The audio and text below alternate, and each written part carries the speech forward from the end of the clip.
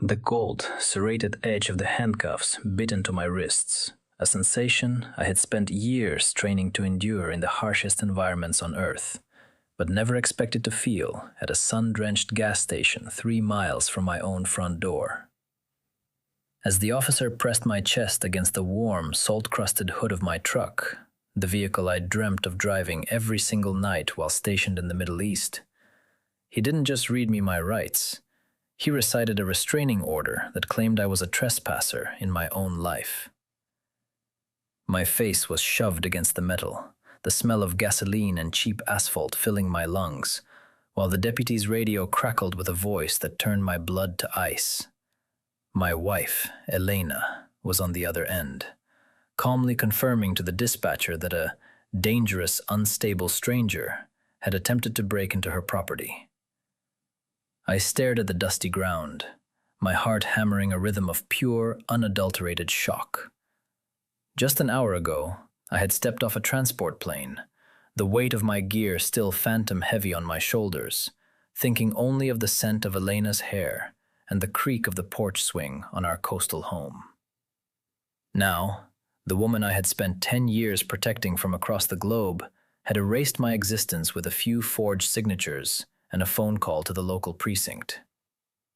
The house I had built with my own hands, the savings I had accumulated through blood and sweat, and the very identity I wore with pride had been systematically dismantled while I was out of radio contact, leaving me a ghost in a uniform, standing in the middle of a town that no longer recognized me. Before the world collapsed into this jagged mess of steel and betrayal, my life was defined by a quiet, rhythmic stability that most people take for granted. We lived in a small, weathered town on the edge of the Sound, where the air always tasted of salt, and the mornings were draped in a thick, silver mist. I was a Navy SEAL, a man whose life was measured in deployments and blackout periods, but my anchor was always our home, a sprawling two-story craftsman with a wraparound porch that looked out over the water. It was my sanctuary, the place where I could finally shed the armor of the warrior and just be Elias, a man who liked his coffee black and spent his leave time sanding down the mahogany railings of the deck I'd built for Elena's 30th birthday. Our marriage had always felt like the one thing the world couldn't break. Elena was soft where I was hard, a woman of books and gardens who seemed to hold the house together with an effortless, quiet grace. Whenever I left, the goodbye was always the same. A long, silent embrace on the pier, the smell of her lavender perfume lingering on my skin for the first few days of transit. I sent her letters that I knew wouldn't reach her for weeks, and she sent me care packages filled with local honey and photos of the sunset from our backyard. To me, she was the lighthouse. No matter how dark the mission got, I just had to keep swimming toward her. But there was always a shadow at the edge of our porch light. My mother-in-law, Beatrice. Beatrice was a woman who wore her victimhood like a designer coat, expensive, meticulously maintained, and always on display. She had never quite forgiven me for taking her daughter to a town 4 hours away from her own social circle. In the early years, she was merely a nuisance, a voice on the phone complaining about her delicate nerves or her dwindling estate. She would visit and run a white-gloved finger over our bookshelves, sighing about how a man of my profession should really provide a more refined environment for a girl like Elena. "Elias, dear," she had said during my last pre-deployment dinner, her voice like honey poured over broken glass. "Life is so terribly uncertain for a man in your line of work. It's a heavy burden for poor Elena to carry, managing all these assets and this large property all by herself. Wouldn't it be more responsible to have someone with a bit more life experience helping her with the paperwork? For her protection, of course." I had laughed it off then, sipping my wine and looking at Elena, who had simply squeezed my hand and rolled her eyes at her mother's dramatics. I trusted Elena implicitly. I had signed a general power of attorney before I left, a standard procedure for guys in the teams, meant to ensure she could pay the mortgage and handle the insurance if I was unreachable. It was an act of ultimate trust, a key to the kingdom I had spent a decade building. I never imagined that the key would be handed over to Beatrice, or that together they would use it to lock the gates behind me. As the months of my final deployment dragged on, the letters from Elena grew shorter, their tone shifting from longing to a strange clinical detachment. She spoke less about our future and more about financial restructuring and Beatrice's advice on the markets. I told myself it was just the stress of the long absence, the toll of being a silent partner in a military marriage. I didn't see the cracks because I was too busy staring at the horizon, waiting for the day I could finally put my boots on American soil and never take them off again. I didn't know that while I was humping through the mountains of the Hindu Kush, my mother-in-law was sitting at my mahogany dining table, guiding Elena's hand as she signed away the only thing I had left to come home to. The shift in the atmosphere didn't happen all at once. It was a slow, agonizing erosion of the familiar. About 3 months before my deployment was set to end, the video calls, the lifeline that kept me sane, became sporadic. When Elena did answer, she was no longer in our sun-drenched kitchen. She was usually in a sterile-looking office or a car, her eyes darting to someone off camera. "Is your mother there, El?"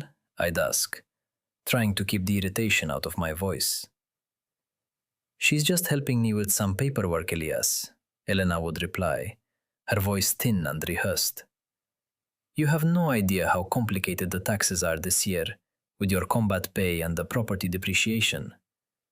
Beatrice has a friend, a consultant named Mr. Vance, who's been a godsend. We're just streamlining things for our future." "Streamlining what?" I frowned. "The mortgage is on autopay. The investments are handled. Just leave it until I get back." "You're always so dismissive," she'd snap, a flicker of something cold and sharp crossing her face before she softened it with a practiced smile. "We just want you to come home to a life that's secure. Don't worry about the how. Just focus on staying safe." I should have pushed harder. I should have called my bank. But in the middle of a high-stakes extraction mission in a humid jungle, you don't have the luxury of auditing your own life. You trust the person holding the rope. I trusted her with the rope, never imagining she was busy tying it into a noose. I arrived back in the States 48 hours earlier than planned. I wanted the surprise, the classic soldier returns home moment. I caught a ride from the base with a buddy, my pulse thrumming with a nervous, electric joy. I could already feel the cool wood of the porch under my boots. But when the truck pulled into my driveway, the first thing I noticed was the silence. The flower beds Elena loved were overgrown, choked with weeds, and the mahogany railing I had spent weeks sanding and staining, the pride of my craftsmanship, had been painted over with a thick, ugly coat of slate grey. My key didn't work. I stood there for a long minute, staring at the lock. I tried again, my knuckles whitening as I twisted the brass. It had been changed. A cold, oily sensation began to pool in my stomach. I walked around to the back, finding the spare key I kept hidden inside a hollowed-out stone near the workshop. It was still there. The moment I stepped inside, the air hit me. It didn't smell like lavender or cinnamon. It smelled like industrial cleaning fluid and Beatrice's suffocating floral perfume. The living room was stripped of my things. My shadow box with my medals, the photos of my father, my collection of vintage compasses, gone. The walls were bare, save for a few staged pieces of art that looked like they belonged in a hotel lobby. "Elena?" I called out. My voice sounded hollow, echoing off the empty floorboards. Silence. I moved toward the small home office, my heart now a frantic drum against my ribs. The door was locked, but a Navy SEAL doesn't get stopped by a standard interior privacy lock. I used a shim from my pocket, and with a soft click, I was inside. The desk was clear except for a single, thick manila folder sitting dead center on the blotter. My name was scrawled across the top in Beatrice's elegant, predatory cursive. Elias, disposition. I opened it, and the world began to tilt. The first document was a notice of sale. My house, the house my grandfather had helped me buy, the house I had poured my soul into, had been sold 3 weeks ago to an LLC I didn't recognize. The second document was a petition for divorce, citing permanent mental impairment and desertion.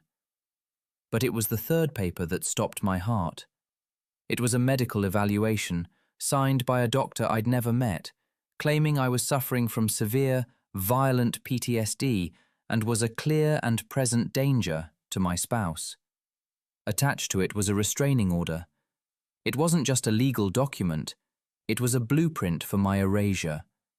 They hadn't just taken the money, they had preemptively branded me a monster to ensure I could never fight back.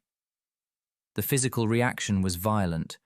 My vision tunneled until all I could see were the jagged letters of my own name on those forged papers. My lungs felt like they were collapsing, the oxygen in the room replaced by thick, hot lead. I felt a surge of nausea so potent I had to lean against the desk to keep from retching. My hands, which could steady a rifle in a gale force wind, were shaking so hard the papers rattled like dry leaves. I heard the gravel crunch in the driveway. I looked out the window. A sleek silver Mercedes, Beatrice's car, pulled in, followed by a local sheriff's cruiser. Elena stepped out of the passenger side, looking radiant and composed in a white sundress I'd bought her in Italy. She didn't look like a woman in fear. She looked like a woman closing a deal. I didn't wait. I wasn't ready for a confrontation yet. I was in shock, vibrating with a lethal mix of betrayal and confusion. I slipped out the back door, cutting through the woods to where I'd left my gear at the end of the road. I needed a moment to breathe, to think, to call someone who wasn't part of this nightmare. I walked a mile to the nearest gas station, my mind racing through tactical options, trying to understand how the woman who whispered, "I love you," into my neck could sign a paper saying I was a violent lunatic. I was standing at the pump, staring at nothing, when the first siren wailed. 2 cruisers screamed into the lot, flanking my truck. The officers jumped out, guns drawn, their faces masks of professional aggression. "Get your hands up, now! Drop to your knees!" I complied mechanically. The training took over. Stay calm. Don't escalate. But as the deputy slammed me against the hood, the cold metal pressing into my cheek, I saw Elena's car pull up across the street. She didn't get out. She just sat behind the tinted glass, watching. "Officer, there's a mistake," I rasped, the gasoline fumes stinging my eyes. "I'm Elias Thorne. I just got home. That's my house." "We know exactly who you are, Thorne," the officer hissed, cinching the cuffs until they clicked painfully deep into my wrists. "We got a call from your wife. She said you've been stalking her for days, that you're armed and off your meds. You're lucky we don't put a bullet in you right here." I looked toward the silver Mercedes. The window rolled down just an inch. I saw Beatrice's eyes, cold, triumphant, and utterly devoid of mercy. She gave a small, mocking wave. In that moment, the shock died, and something much older and much more dangerous took its place. They thought they were arresting a broken man. They didn't realize they had just declared war on a man who had nothing left to lose but his honor. The precinct smelled of floor wax and stale coffee, a scent that usually signaled safety to a law-abiding citizen, but to me, it felt like a tomb. I sat in a cramped interrogation room, my hands still cuffed to a bar on the table. Deputy Miller, the man who had nearly broken my ribs at the gas station, sat across from me, his eyes filled with a terrifying mix of pity and disgust.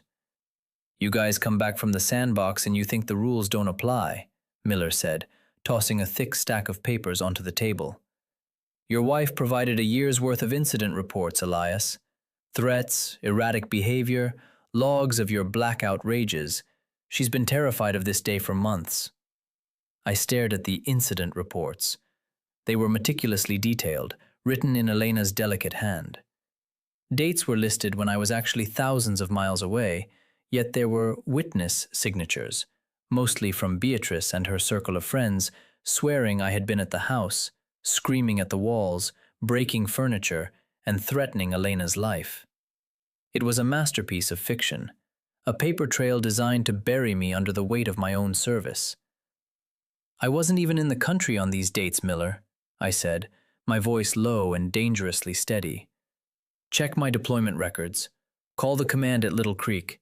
They'll tell you where I was." "We tried," Miller countered, leaning in, "but your records are classified or restricted. All we have is a civilian spouse who's been living in a nightmare while you played Rambo. And now you show up, break into a house that's no longer yours, and try to intimidate her? You're lucky she's not pressing charges for the breaking and entering, yet." The door opened, and the air in the room shifted. Elena walked in, followed closely by Beatrice and a man in a sharp, charcoal gray suit I didn't recognize. Elena looked fragile, her eyes red-rimmed as if she had been weeping for hours. She wouldn't look at me. She kept her gaze fixed on the floor, her hands trembling as she clutched a small designer bag. Beatrice, however, looked like she was attending a victory gala. She took a seat next to the lawyer, smoothing her skirt with a chillingly calm, deliberate motion. "Elias, dear," Beatrice sighed, her voice dripping with fake maternal concern. "We didn't want it to come to this. We truly didn't. But you've become unstable. The war changed you. We had to protect the estate." "We had to protect Elena." "The estate?" I rasped, my eyes locked on my wife. "Elena, look at me. Look at me and tell me I threatened you. Tell me I was here on October 14th when I was sitting in a hole in the mud 3 time zones away." Elena flinched as if I'd struck her. She opened her mouth, a small, choked sound escaping her throat, but Beatrice immediately placed a firm hand on her daughter's arm. "Don't let him bully you, Elena," Beatrice snapped. Then she turned to me, her eyes as cold as a shark's. "The man in the suit is Mr. Sterling. He's here to offer you a way out. Since you've been so unwell, we've taken the liberty of liquidating the house and your various accounts. It's all been moved into a trust for Elena's protection. However, we are willing to provide you with a modest monthly stipend for your medical recovery, provided you sign these final papers acknowledging your mental state and agreeing to a permanent no-contact restraining order. You'll leave the state. You'll never contact Elena again." "And if I don't?" I asked. The lawyer, Sterling, spoke up for the first time. "If you don't, we proceed with the criminal charges for trespassing, stalking, and domestic intimidation. With the medical evidence we've compiled, you'll be committed to a state psychiatric facility for evaluation. You're a trained killer, Elias. The courts don't take kindly to unstable Special Forces operators wandering the streets." It was a perfect trap. They had used my own career, the secrecy, the classification of my movements, the inherent violence of my job, to build a cage I couldn't escape. But as I sat there, the first twist of the knife occurred. "Where is the money from the surgery fund, Elena?" I asked quietly. For the first time, Elena's head snapped up. Her eyes were wide, filled with a sudden, sharp guilt. "My sister's surgery fund," I repeated. "The 60,000 I had in the separate offshore account for her heart procedure. That wasn't part of the estate. That was in a blind trust." Beatrice let out a dry, rattling laugh. "Oh, Elias, you really should read the fine print of that power of attorney you gave your wife. All assets, domestic and foreign. We found it. It's gone. It's been reinvested into Elena's new property in Florida. She needs a fresh start after all, away from all this trauma." The second twist came a moment later, delivered not by words, but by a vibration. Elena's phone, sitting on the table, lit up with a text message. I was close enough to read the preview on the screen. Did the fool sign yet? The movers are finished at the Craftsman. Our new place is ready. Love you, Marcus. Marcus. Marcus Vance, the consultant. I looked from the phone to Elena. The betrayal wasn't just financial. It wasn't just Beatrice's greed. It was a long con. They had been planning my erasure while I was fighting for my life, and they had a replacement ready to step into the house I'd built and spend the money I'd bled for. Elena? I whispered. She finally looked at me, and there was no love there, just a cold, hard resentment. You were never home, Elias, she said, her voice finally steady. You were always a ghost. I just decided to make it official. I sat in silence for a long beat. The moment of silence from the husband, the man who was supposed to protect her, stretched out until the air in the room felt heavy enough to shatter. I looked at Beatrice, who was smirking, and then at Elena, who had already checked out of our life. I'm not signing anything, I said. Beatrice's smile vanished. Then you'll rot in a cell, you pathetic... Wait, I interrupted, a strange, icy calm settling over me. My SEAL training kicked in, not the physical part, but the tactical mind. You said my records were restricted, right? You told the deputy here that the military wouldn't confirm my location. That's right, Sterling said. You're a man without a verifiable past, Mr. Thorne. That's the thing about restricted records, I said, leaning back as much as the cuffs would allow. They aren't just hidden from you, they're monitored. The moment a local precinct runs my biometric ID through the NCIC with a domestic danger flag, it doesn't just go to the sheriff. It triggers an automatic alert at the Pentagon's Joint Special Operations Command. Because when a Tier 1 operator is detained, the government tends to want to know why. As if on cue, the heavy steel door of the interrogation room didn't just open, it was shoved aside. 2 men in dark, well-tailored suits entered, followed by a man in a full navy dress uniform, with more gold on his shoulders than Beatrice had in her jewelry box. Deputy Miller stood up so fast his chair hit the wall. "Who the hell are you?" The man in the uniform didn't even look at him. He looked straight at me. "Chief Thorne, we received a high-priority notification regarding your status." Care to explain why one of our most decorated officers is in handcuffs in a 2-bit precinct? I looked at Beatrice. Her face had turned a sickly shade of grey. I looked at Elena, whose hand had flown to her mouth. "Admiral," I said, my voice echoing in the small room. "It seems there's been a little misunderstanding about my disposition, and I think these ladies were just about to tell us where all the money went." The arrival of the Admiral and his detail changed the air in the room, turning the suffocating atmosphere of a trap into the crisp, lethal precision of a briefing room. I felt that internal click, the familiar shift where the heart rate slows and the mind begins to categorize every threat, every exit, and every weakness. The shaking in my hands stopped. The nausea vanished, replaced by a cold, crystalline focus. I wasn't a victim anymore. I was a mission commander, and the objective was the total reclamation of my life. "Get those cuffs off him, now," the Admiral commanded. His voice wasn't loud, but it carried the weight of 30 years of absolute authority. Deputy Miller didn't even hesitate. The metal teeth of the handcuffs hissed as they released my wrists. I stood up, rubbing the red welts, and for the first time I looked down at Beatrice and Elena. "This is a civilian matter," Sterling, the lawyer, stammered, though his face was now the color of ash. "You have no jurisdiction here. My client has a legal restraining order." "Your client has a federal problem," the man in the suit next to the Admiral interrupted. He stepped forward and placed a heavy leather briefcase on the table. "I'm Special Agent Vance, no relation to the consultant your wife has been seeing, I assure you, with the Naval Criminal Investigative Service.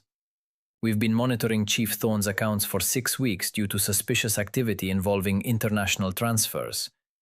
We were waiting for him to touch down to confirm if he'd been compromised. It turns out the only thing compromised was his marriage. He opened the briefcase and pulled out a stack of logs. We have the satellite pings from the chief's encrypted comms. We have the jump logs from his unit. Every single incident you reported, Mrs. Thorne, occurred while your husband was under direct command of the United States Navy in a classified theater of operation. That makes these reports not just lies, but federal perjury. And the medical evaluation? He looked at Beatrice. The doctor who signed it is currently being detained for questioning regarding a prescription fraud ring. It seems he's very talkative when facing 20 years in Leavenworth. The third twist hit then, a blow I didn't even have to deliver. Agent Vance turned to Elena, his expression one of professional pity. And as for Marcus Vance, or Marcus Thorne as he was calling himself at the bank this morning, we picked him up at the airport an hour ago. He was attempting to board a flight to Belize with $200,000 in cashier's checks, the entirety of the Fresh Start Fund you and your mother thought you were moving to Florida. Elena let out a sharp, strangled cry, her hands flying to her face. Beatrice's mouth worked soundlessly, like a fish gasping for air. The predatory grace she had carried into the room had shattered into 1,000 jagged pieces. She looked small, old, and pathetic. "But the power of attorney," Beatrice whispered, her voice cracking. "It was legal. She had the right." "The power of attorney is an instrument of trust," the Admiral said, stepping closer to her. "When it is used to defraud a member of the armed forces while they are deployed, it becomes a violation of the Service Members' Civil Relief Act. It's not just void, ma'am. It's evidence." I walked around the table, stopping just inches from Elena. She looked up at me, her eyes streaming with tears, reaching out as if she could still find the man who had loved her more than his own life. "Elias, please," she sobbed. "She told me you'd never come back. She said the war would take you anyway, that we had to secure our future. I was lonely. I was scared." I looked at her, and I didn't see the woman I'd married. I saw a stranger who had tried to erase my soul for a few pieces of silver and a house with a fresh coat of paint. "The war didn't break me, Elena," I said, my voice as calm as the sea before a storm. "It just taught me how to survive people like you. You wanted a ghost? You've got one. From this moment on, I don't exist to you, and you certainly don't exist to me." The retribution was swift and absolute. Within 48 hours, the sale of my house was frozen and subsequently overturned by a federal judge. The assets Marcus hadn't managed to spirit away were returned to my accounts. Beatrice and Elena were processed through the very precinct they had tried to use as my cage. Because of the federal nature of the fraud involving the Tier 1 operator, the local DA stepped aside for a federal prosecutor. They weren't just looking at divorce court, they were looking at conspiracy, wire fraud, and identity theft. Elena was eventually offered a plea deal in exchange for testifying against her mother and the crooked doctor, but the damage was done. She lost the house, the money, and the respect of everyone in our town. Last I heard, she was living in a cramped apartment 2 states away, working a job that barely paid the legal fees she still owed. Beatrice, however, found no such mercy. Her delicate nerves didn't save her from a 5-year sentence in a federal minimum security facility. 6 months later, I sat on my porch, the mahogany railings restored to their natural deep luster. The ugly slate-gray paint had been stripped away, every inch of wood sanded down and oiled until it shone in the afternoon sun. The house felt different now. The ghosts were gone, chased out by the salt air and the silence of a life reclaimed. I sipped my coffee, the heat of the mug warming my palms. The sister of my heart, my younger sibling, had her surgery.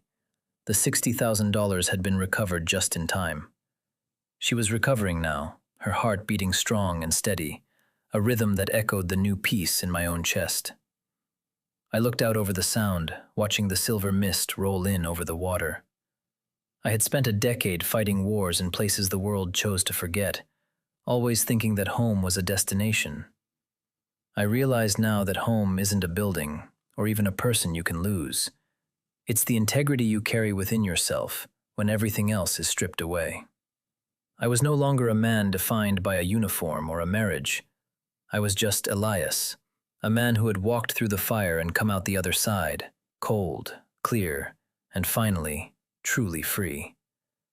The tide was coming in, erasing the footprints on the sand, and for the first time in years, I didn't feel the need to look back. Some betrayals don't just end a chapter, they burn the whole book, leaving you with a blank page and the strength to write a much better story.